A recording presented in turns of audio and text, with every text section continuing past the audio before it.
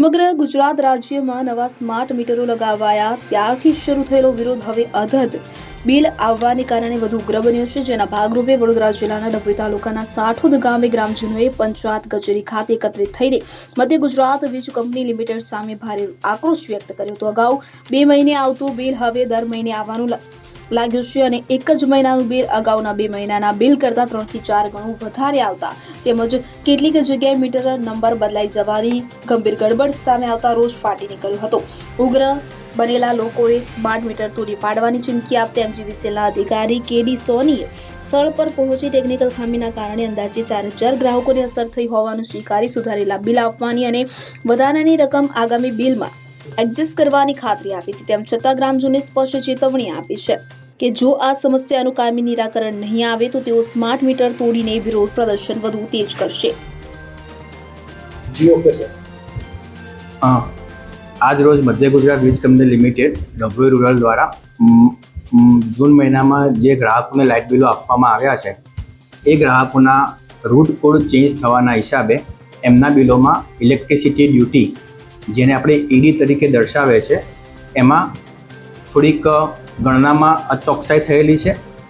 જે બાબતની જાણ અમારા ધ્યાન ઉપર આવતા અમે આવા ગ્રાહકો કે જેઓની ઈડી ખરેખર ખોટી ગણાયેલી છે એવા આશરે 4000 ગ્રાહકોની ઈડી એ લોકોની અરજી આવે કે ના આવે એની પહેલાં સદર ઓફિસેથી સંપૂર્ણ રીતે જેટલી એમને મળવાપાત્ર છે એ બાદ આપીને નેક્સ્ટ બિલમાં એ લોકોનું કન્સિડરેશન કરેલું છે। જે કોઈ બિલમાં ઈડી ખોટી ગણાયેલી હોય એને ઓફિસે પણ આવવાની જરૂર નથી। નેક્સ્ટ બિલમાં એ ઓલરેડી તમારા ખાતામાં જમા થઈ જશે અને જે પણ હશે તે તમને નેક્સ્ટ બિલમાં પ્લસ માઇનસ કરી આપશે।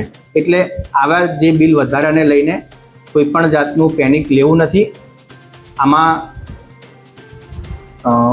સિસ્ટમના ભૂલના હિસાબે આ ઇસ્યુ થયેલી છે, જે ઓફિસના ધ્યાન ઉપર આવતા એને અત્રે દ્વારા સુધારી દેવામાં આવેલ છે। ત્યારથી આ નવા મીટરો આવ્યા છે ત્યારથી લોકોના બિલોમાં ડબલ મીટરોનો ચાર્જ આવે છે। જૂના મીટરો લઈ ગયા પણ એને કોઈ ઇસ્યુ બનાવ્યો ને એને નવા મીટરો લાખ એમને લગાવી દીધા। એનો પોતના મીટરનો બીજાનો નંબર આવે, બીજા બાજુવાળાના નંબરનો મીટરનો રેટ આવે છે। મને આજે ખબર પડી 5 મહિના પછી મારા મીટરનો નંબર અલગ છે ને બાજુવાળાનો મીટરનો મારામાં આવે છે। આગલો મહિને મેં 2800 રૂપિયાનું ભર્યું, આ મહિને મેં 2800 રૂપિયાનું બિલ આવ્યું। આ કેવી રીતે બને? કારણ કે 1 મહિનો તમે ઘર બંધ હતું તો કેટલું મીટર આવે?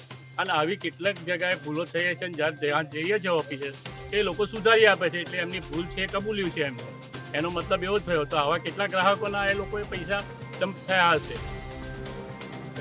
રિટર્ન એમને કરવા જોઈએ। નાના મોટા ખેડૂતો મજૂરિયાત વર્ગના આવા 2500 53,000 બિલો મોકલે છે તો લોકો ક્યાંથી ભરવાના છે?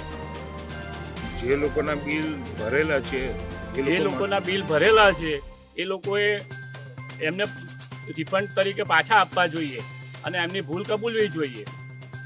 તંત્ર નહીં જાગે ત્યાં સુધી અમે આ તંત્રની જ ખામી છે।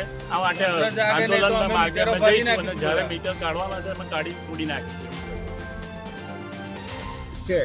ડભોઈ તાલુકો સાઠોદ ગામ નવા મીટર આવ્યા પછી અમારા બિલ આડેધડ આવે છે। જે ભરતા હતા એનાથી ડબલ બિલ આવે છે અને વહીવટી ખામીને અંગે 100 રૂપિયા બિલ થતું હોય એને બદલે 200 બિલ ઉધારીને આવે છે। ડીઈબીની ઓફિસે જઈએ તો સુધારીને આપે છે। મારું પોતાનું બિલ છે તે 5,549 હતું, 3,150 નહીં, જ્યાં એમની સાઈન હાથે છે। આટલી મોટી વહીવટી ખામી હોવા છતાં જે તે અધિકારીઓ એના તરફ ધ્યાન નથી આપતા એ વાત 100% છે, બરાબર। અને સરકાર એવું કહે કે અમે પ્રજાના લાભો કરીએ છીએ, અમે તો એવું જોયું છે કે જઈ જોયો અને આયા પછી કશું કર્યું નથી। અમારે બુલેટ ટ્રેનની જરૂર નથી, અમારે જનતા ટ્રેનની જરૂર છે। અમારે એક્સપ્રેસ હાઈવેની જરૂર નથી, અમારે કોમન જરૂરની જરૂર છે। આ મીટરના તાત્કાલિક નહીં તો મીટરો ભાગી કાઢવાનો પ્રોગ્રામ અમે 1 દિવસ કરવાના છે।